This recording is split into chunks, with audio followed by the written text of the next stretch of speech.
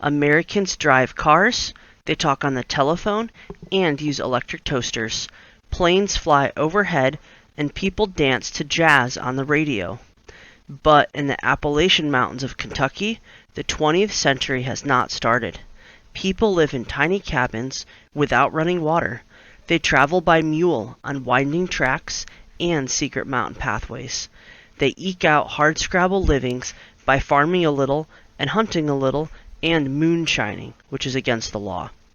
There are no radios. In the evening, fiddle music sings through the trees. The Kentucky mountains are rich with the devil's paintbrush and redbud. Before sunrise, the valleys fill with clouds. After dark, the hollows echo with a chorus of night creatures. But beyond the wildflowers and the sound of the fiddle music, there is much suffering. On a mountainside, a little girl in a one-room cabin has third-degree burns from tending her mother's cooking fire. There is no hospital for over 80 miles and no car to take her there, or even a road to drive on. In another valley, a mother has just died giving birth to a stillborn baby. She leaves 6 other children. A nurse midwife could have saved the mother and the baby, but there are no nurses here. Over the river, a boy of 6 has awakened with a fever of 105. An inoculation will save his life, but there's no doctor to give it. Instead, his father has gone to fetch the granny woman, who will treat him with blackened pennies and leeches. On a summer morning in 1923, a woman riding into these mountains, her name is Mary Breckinridge. She is a nurse. She will spend months here treating fevers and binding wounds wherever she can. She will listen to the people. They will tell her their troubles in old-fashioned English, much like the language their ancestors spoke in Scotland 200 years before. In her fiery will, she wants babies to be born healthy and their mothers to live long lives. She intends to build a hospital here and to stop typhoid, diphtheria, smallpox, and scarlet fever, with a brigade of nurses on horseback. She knows she needs more training to do this right, and she must have help, but she will be back soon. In the years to come, her frontier nursing service will save thousands of lives. Here are 3 stories of people whose entire existence was changed by Mary Breckinridge. Chapter 1. Mountain Medicine. When Mama sees 4 men carrying Pa home with his leg crushed, she screams. The men try to make Mama sit down. One of them tells me, "There's a horse doctor with a bone saw down in Krypton. We'll send him up to take the leg off." Mama makes me fetch Biddy, the granny woman who takes care of our mountain people. Biddy is over 100 years old, but she can still rip the bark off a whole willow tree. She boils the willow bark until it softens up like collard greens. She cools it and packs it over Pa's leg. Then she puts an axe blade up under the bed to cut the fever. She leaves Mama a folded paper of easing powder and goes down the hollow to somebody else. The easing powder doesn't do a speck of good, so Mama gives Pa drops of turpentine against blood poisoning and sips of white lightning against the pain. "They're going to take his leg off, John," Mama tells me. "Pa's never going to work again, and we have only those dimes in the mason jar. If Pa can't work, we will have to move in with Mama's sister Sally and Jip Cox. I'll have to sleep 3 to a bed with my big cousin Judah Cox and the baby. Supper time means eating their leftovers." "Wait until the doctor comes," I say. "Wait until he comes." But both of us know the doctor got his license by sending away $5 and a match book cover. We waited a night and a day, another night and a day, and then I hear someone. A horse coming up Beech Fork makes a rushing noise, and the deep gravel along the water's edge. "Doctor's here," I tell Mama, but it isn't the doctor at all. It's a lady. She rides up the steep river bank, shirt front moon white against our blue mountain evening. When she comes to our door, a line of bats skims over her head, but she doesn't pay them any mind, so I know she's not a mincy city lady. Right off, she asks me my name, and I tell her it's John Hawkins. Well, my name is Mary Breckinridge. I'm a nurse, she says back. Her voice has a softness to it. She takes off her jacket, hangs it on a towel hook, and then she goes to Pa. Shivers of bone show through Pa's leg. I can't look longer than an eye blink. How did this happen? She asks. But Mama can't answer. I need you to help me, Mary tells my ma. We're going to try and save his leg. We have to clean it up and splint it, and then in the morning we'll get him down to the mountain to a hospital.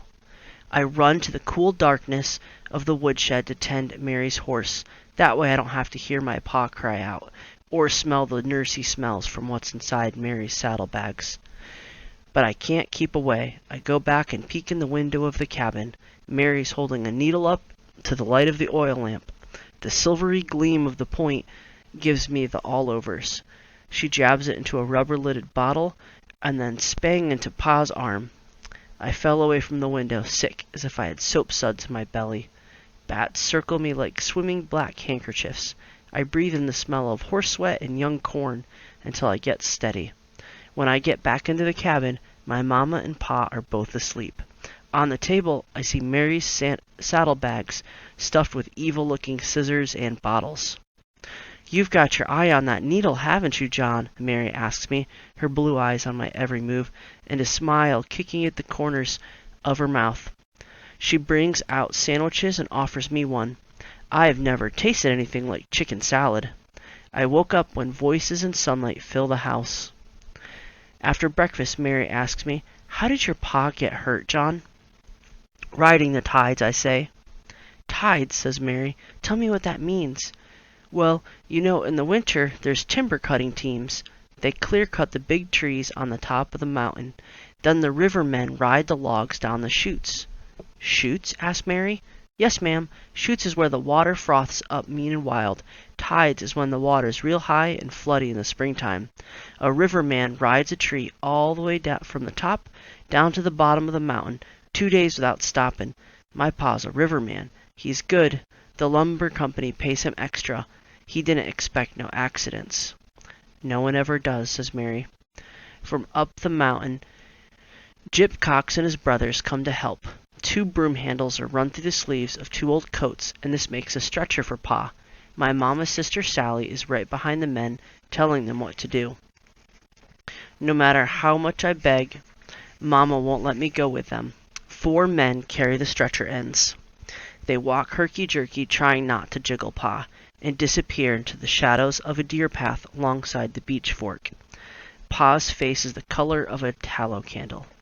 I slip away after them, telling only Sister Sally, who has stayed to keep Mama company. Sister Sally tries grabbing me by the wrist. No, you don't go nowhere, John Hawkins, she says. Not nowhere. But Sister doesn't want to spill the pail of shuck beans in her lap, and I am too quick for her. I follow them like a fox, stepping on no twigs, making no sound. I don't show myself until noon when I get hungry. Too late to send me back, ain't it? I say. Only Mary smiles. She pulls me up on her horse. I thought you would give me a lickin', I tell her.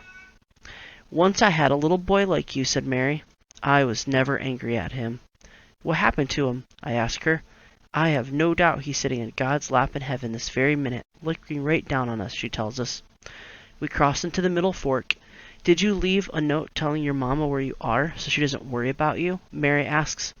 I told Sister Sally, I answer. Can you read and write, John? Asks Mary. No, ma'am, I answer. Not a bit. I feel Mary sigh in and out behind me. How much does the lumber company pay a man for riding a 50-foot tree trunk down a raging river for 2 days? She asks me. Real good. $6, Pa says. Mary takes my hands. Count out 6 fingers, she says. But I only can do 2 and 5. I hang my head. Her arm circles me like Mama's when I get a box sting. Down the mountain we go. All the time I feel her arm around me. John, she says, where are you going to be when you grow up? A riverman like my pa, I say proudly. I'm afraid she'll say back, oh, why do you want to get crushed in the river? She doesn't, she says. You can be anything you want to be, and so can I. But You already are, I say back. Not yet, says Mary. Well, what then are you going to be more? I ask. I feel her thinking behind me. Then she says, I've been riding all over this mountain country, John. Everybody here is very poor, but poor as they are, they share their bread with me and give me a place to sleep as if I were their own kin. Many of them need help. I intend to bring doctors and nurses and good medicine to the mountain people. I intend to build a hospital here if I have to brick and mortar it with my own hands. Then she doesn't say more, but after hearing her, I feel the same as I did the night I sat on my pa's lap and we were watching a shooting star from beginning to end across the sky. At the bottom of the mountain, Pa is taken to Hyden railway station in a mule cart. He is bound for the hospital in Lexington. When he says goodbye, I kiss his face and hands. He is as hot as a chimney. We go back to Mary's big house at Wendover. I don't ask after Pa for days on end. Quite as a mouse, I hoe weeds in the Wendover garden and collect eggs every morning.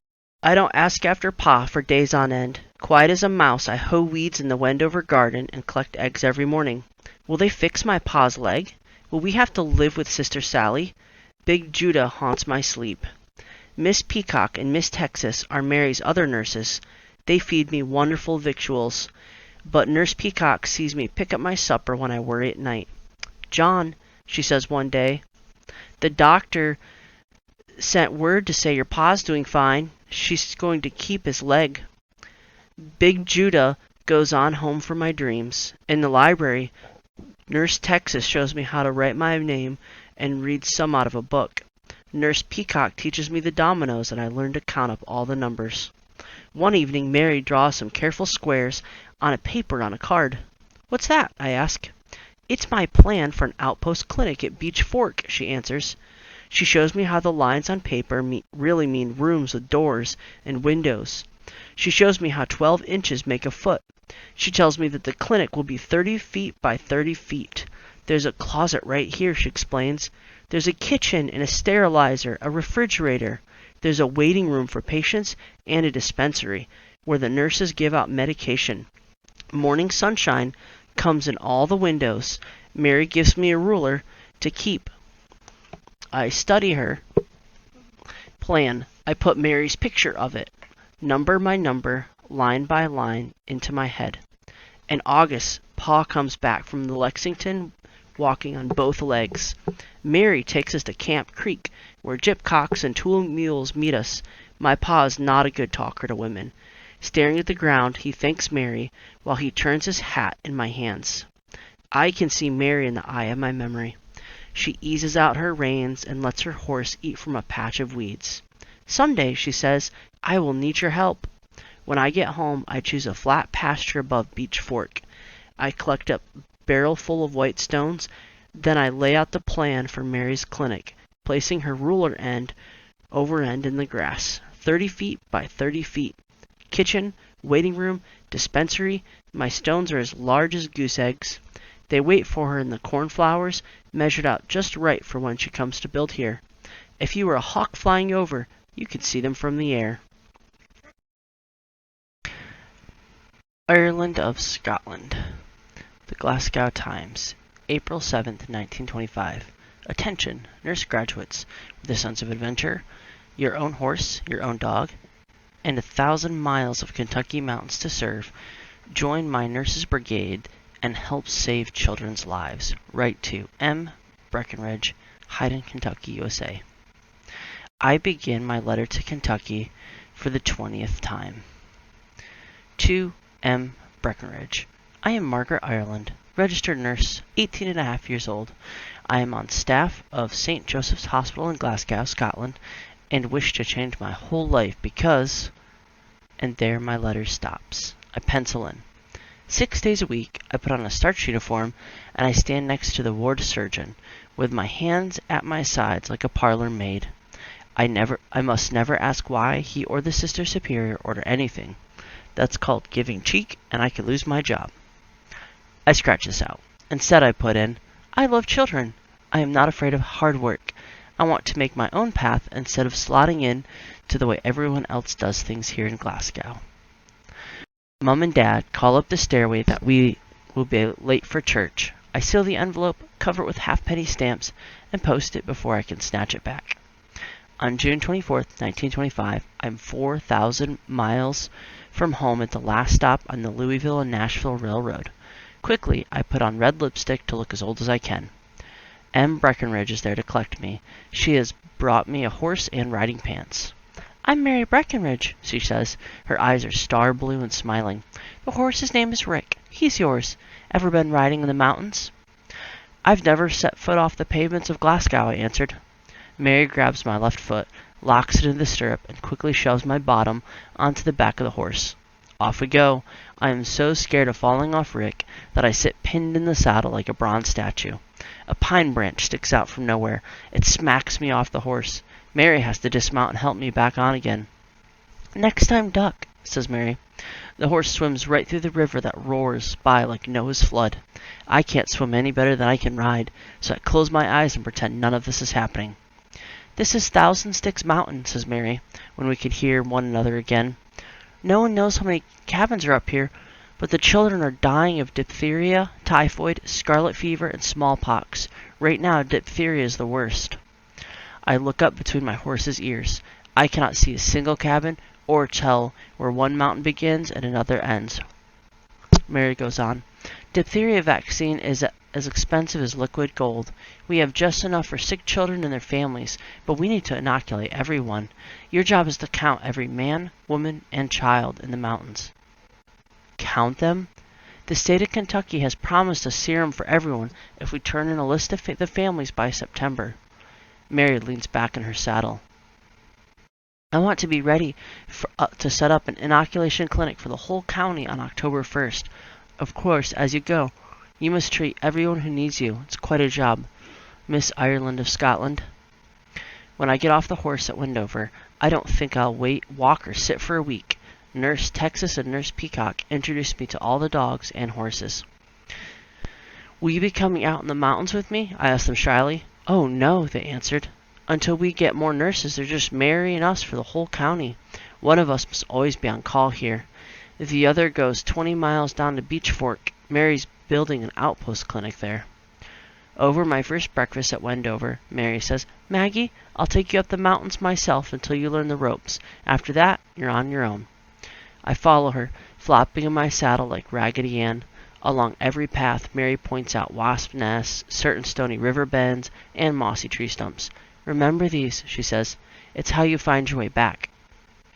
Mountain children watch us like owls as we pick up our way up the paths to their cabins. Some have fleas and sores on their faces, some wear shirts that are too small, and some are bare from the waist down. We have begun to count families. I keep the list in my nurse's daybook. We knock on the door of every cabin we find. There's always a child who needs our help.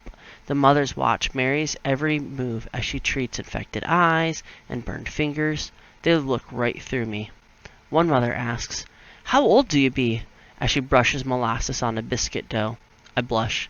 19, I answer smartly. "I want to tell this woman to clean her kitchen table, to feed her children greens or they'll get scurvy, to brush their teeth for the love of God." I bite hard on my thoughts and swallow them whole. Later I complain to Mary. "They won't let me near them." Mary tells me, "You must never show annoyance with anybody, Maggie. They will think you're putting on airs." On my 8th morning at Wendover, a boy comes to the house and asks for Ms. Breckinridge. His name is John Hawkins, and he's been sent by a sick child's mother far up beyond Devil's Gap. Mary's left in the middle of the night to attend to the birth of the baby. Suddenly, it is time for me to go into the mountains on my own. I saddle Rick and follow John. How will I ever find my way back? John shows me 12 trees on the mountain ridge. "This is where we cross the stream," he says. After about 4 hours, John stops and points. "This here's the fork to my home," he says. "To the other way is Devil's Gap. Keep on. You're bound to find a real shackly cabin with a mean-eyed goat and a she-balsam tree in the front yard. Their name's Gibbs." I almost give up.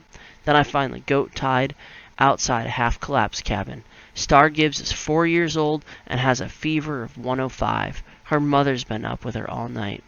"Sure enough, it's milk poisoning," says Star's mother. "It is diphtheria. She needs an injection," I say, or we will lose her. My man don't hold the needles, she says, so I'll turn my back.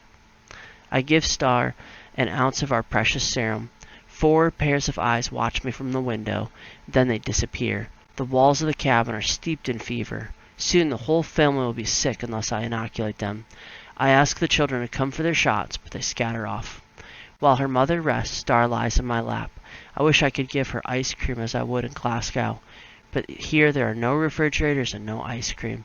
So I tell her about them and I name the flavors while her fever eases. Chocolate, vanilla, pistachio. An older sister creeps onto the porch and listens. My name's Lavender, she tells me, and she shows me her doll. It's a shred of a rag glued to a stone head. A smile and 2 eyes are painted on the stone. At sunset, the children's father comes home. Their mother mixes old coffee with hot bacon grease and pours it over biscuits and fatback. We crowd over the fly-specked table in the cabin's single room. I sit facing a wall lined with stained newspaper. The family thanks God for his family and the fatback with a red-eyed gravy. When I finish eating, I sit as straight as I can. Excuse me, I say. After supper, you must let me give you some of the medication that Star had, so that way you don't get sick too. It's only a wee jab and it won't hurt a bit. A dead silence greets the word jab. I beg the father to be first. He grins. Half his teeth are missing. Pretty young thing like you ain't sticking no needles on my tough old hide, he answers. Everyone laughs. I have lost again. The children sleep 5 to a bed. I lie down on a blanket on the floor. Someone kneels next to me in the darkness, staring. Tell again, Nursey, whispers Lavender. Tell again over about the ice creams. In the morning, Star's better, and I can leave. Her mother gives me a chicken gizzard sandwich for my saddlebag. Lavender's all bright-eyed and smiley, cheeks warm from the sun. She holds her stone doll up for a kiss goodbye. I keep the stream on my left and follow it down the mountain in the mist. Nothing looks familiar. While I search for the mossy stump by the 3rd beech tree, something ugly prickles my mind. I brush it away and think about finding the path to Wendover. It takes me the whole day. Over supper, I stare into the flames of the oil lamp. Tell me, says Mary. Tell me what happened. No one lets me near them with a needle, I say. I'm a failure. I might as well go home to Scotland for all the use I am. No, Maggie, says Mary. You're still learning. October's a long way off. I tell Mary about Lavender's stone doll. In my mind's eye, Lavender says goodbye. Her eyes are so bright, her cheeks so sun-warm. At the supper table, I sit bolt upright. It had been a misty morning. Lavender's bright eyes were dilated with fever, not sun. Any nurse trainee could have seen that. I must go back up. My voice is shaking. She could be dead by morning. Mary sips her coffee. The light of the oil lamp swims in her eyes. If you were a failure, Maggie, you wouldn't hear that child calling you, she says softly. Rick does not like a night journey.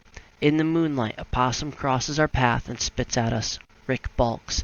I gather up my reins and kick him on. I remember to keep the stream on my right.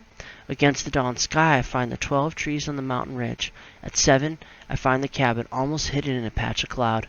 Lavender's lying white and still on her corncob mattress.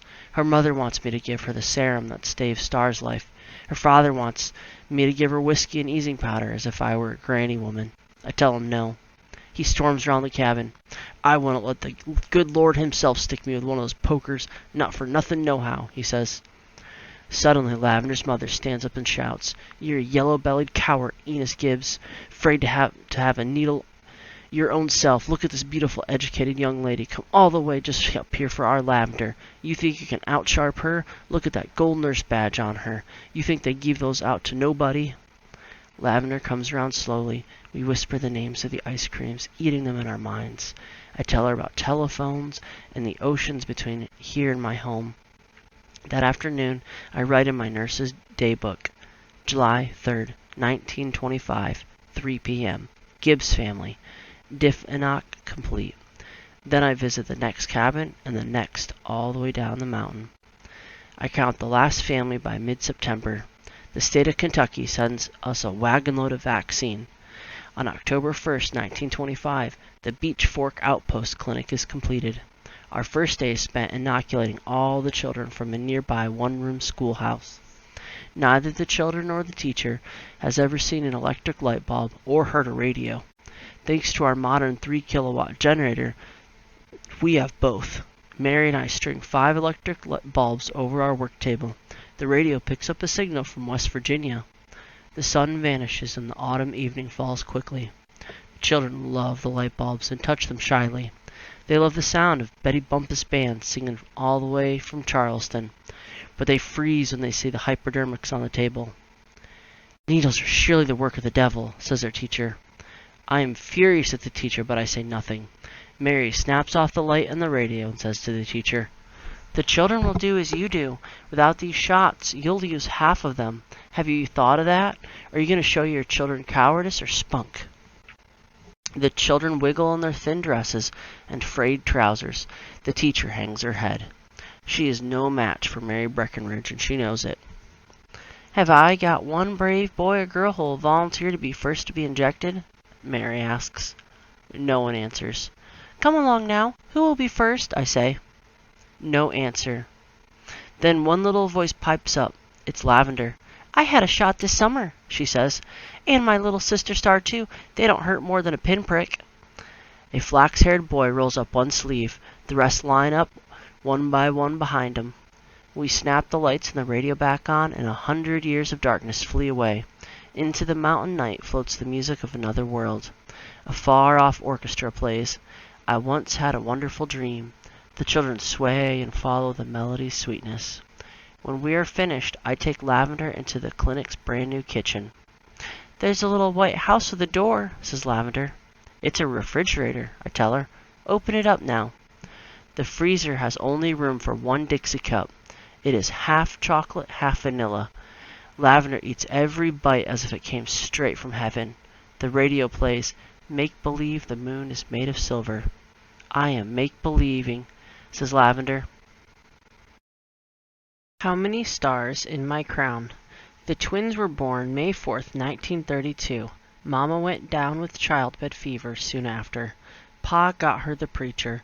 The preacher said he intended to breathe the breath of the Lord into her lungs because of the 2 little babies needing their mama.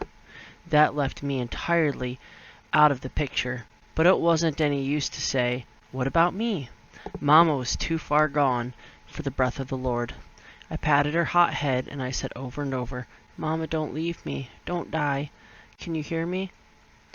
It's your only a sugar plum talking. It's Pearl. Can you hear me?" The preacher told me to sit quiet and to not get in the Lord's way. Just before Mama left this earth on her way to heaven, I felt all her last strength drain into my hand. Then her spirit went on up through an open window into the night.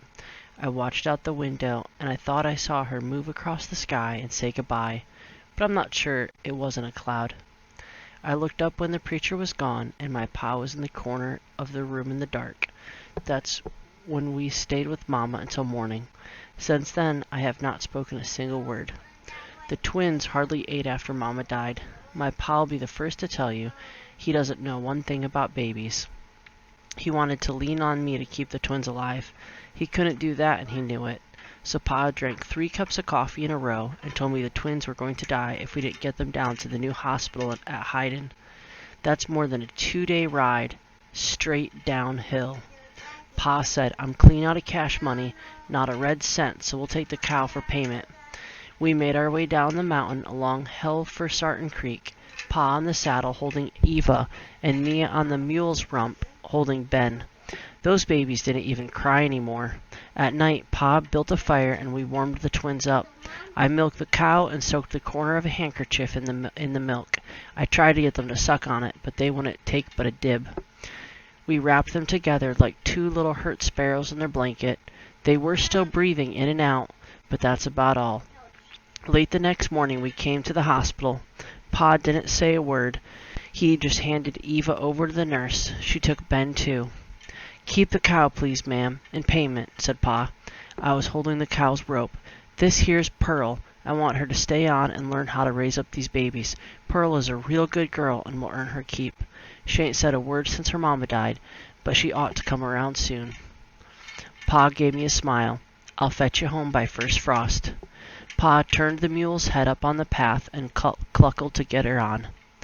"Won't you speak, little girl? What's your name?" the nurse asked me. I shook my head and did not answer their questions, so they stopped asking. All the same, I liked the nurses in their blue coats. I could not keep my eyes off them. They moved like beautiful angels from the Garden of Paradise. Each morning I sat on the steps of the hospital and watched every little thing going on. I picked wild flowers and made daisy chains and crowns out of butter and eggs. The third morning, a lady wheeled herself up in a wheelchair. "My name is Mary Breckinridge," she said. "I'm pleased to meet you." I didn't answer. "Nurse Texas told me about you, Pearl. You lost your mother. Is that right?" No answer from me, but here was the first person on earth who knew I lost Mama, as well as Eva and Ben losing her. Right then I almost told Mary Breckinridge what would happen if I even spoke one word. I might cry forever and ever. I didn't want to do that kind of crying.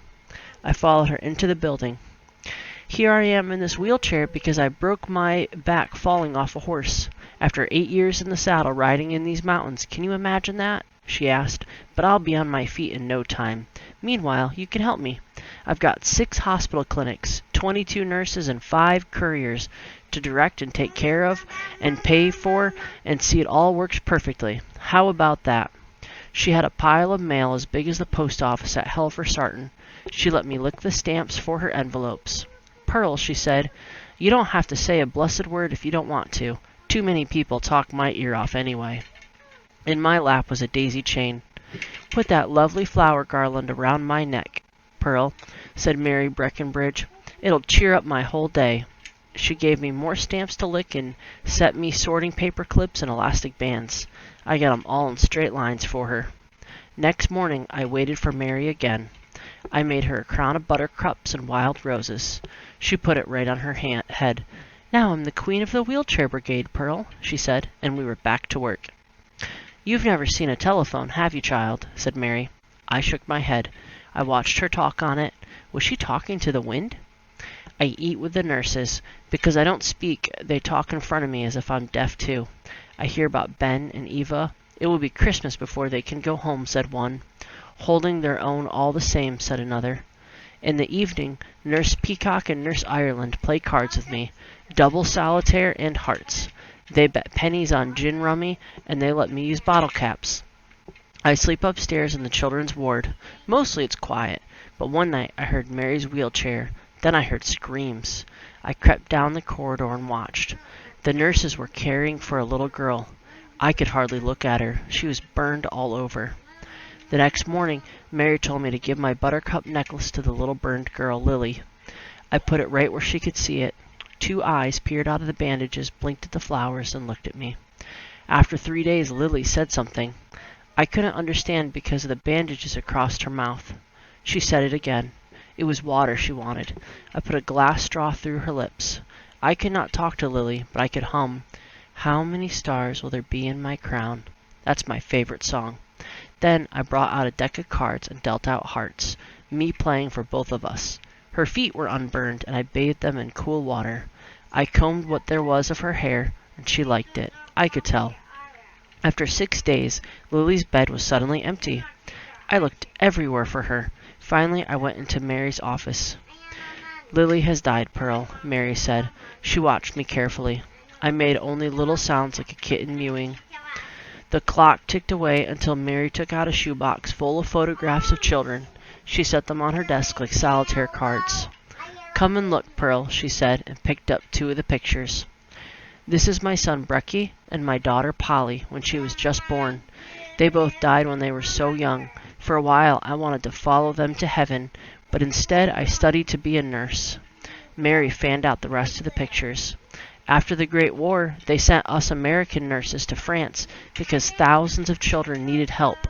The boys and the girls in these pictures are the ones we saved. I know each of one by name."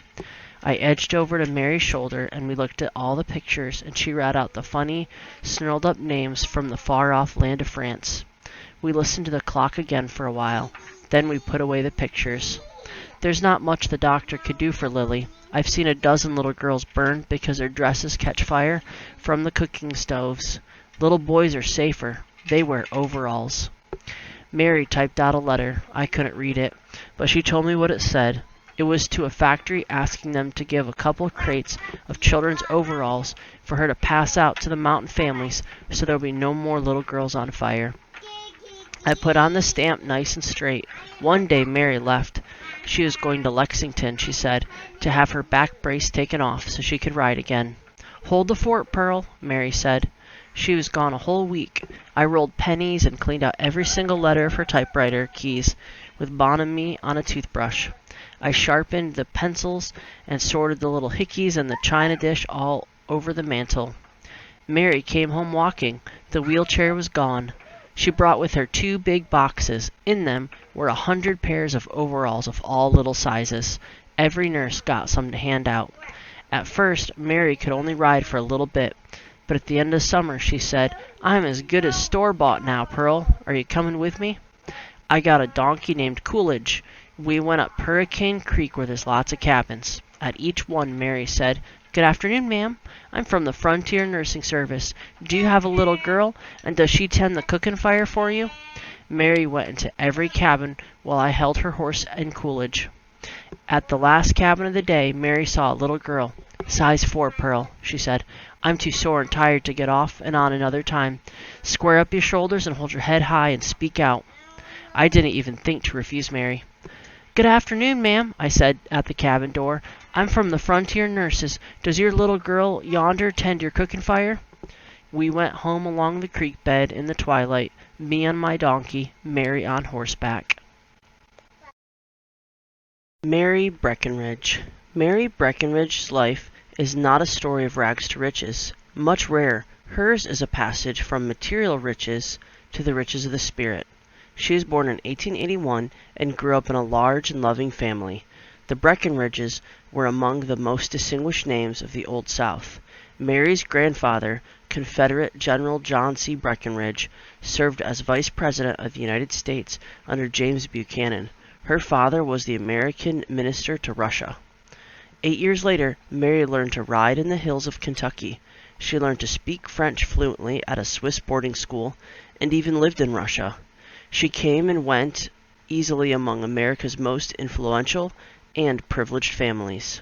Like any other wealthy young woman of her time, Mary might simply have married and decorated some man's life and career. This was not to be. Her young husband died, and she married again and had 2 children. Both children died, and she lost her second husband as well. She fell well beyond mourning into despair. All the grief and passion that was in her at the moment in time came out in her decision to become a nurse, so that other children might have a chance to live. She enrolled in St. Luke's Hospital School of Nursing in New York City in 1907. After the First World War, Mary went to France as part of the American Nurses Corps. The beautiful French farmlands were an ocean of mud, blasted towns, and broken families. Mary describes seeing children crying with hunger at the same time that cows, their udders painfully full, were crying to be milked. Mary Breckinridge and her fellow nurses helped at least 10,000 homeless and starving children, giving them food, life, and hope. When Mary returned from France, she went to the Appalachian Mountains of Kentucky, where she knew that people lived poorer lives than anywhere in America. In her mind were the stirrings of an idea, which was to become the formation of the Frontier Nursing Service. Over the years, it would be a model for rural nursing services worldwide. "If I could do it here in Kentucky," she wrote, "no one could claim that their terrain was too difficult." In 1925, there were 3 nurses working with Mary Breckinridge. By 1928, there were 30. By 1931, Mary had overseen the building of 6 outpost clinics and a 40-bed hospital. In 1931, Life magazine ran a 6-page picture essay on the nurses on horseback. Since it was established, the Frontier Nursing Service has registered 250,000 patients and delivered 25,000 healthy babies. The Frontier nurses now visit an average of 35,000 mountain homes each year. Mary Breckinridge's success drew visitors from every country. Presidents and princes, doctors and journalists visited her at Wendover. One doctor from India said of Mary Breckinridge, "She had in her the elegance of past ages, the graciousness of daily life, and the courage to ride a spacecraft." On May 16, 1965, Mary Breckinridge died, her dream in this world complete. not because her work was finished, but because it would go on.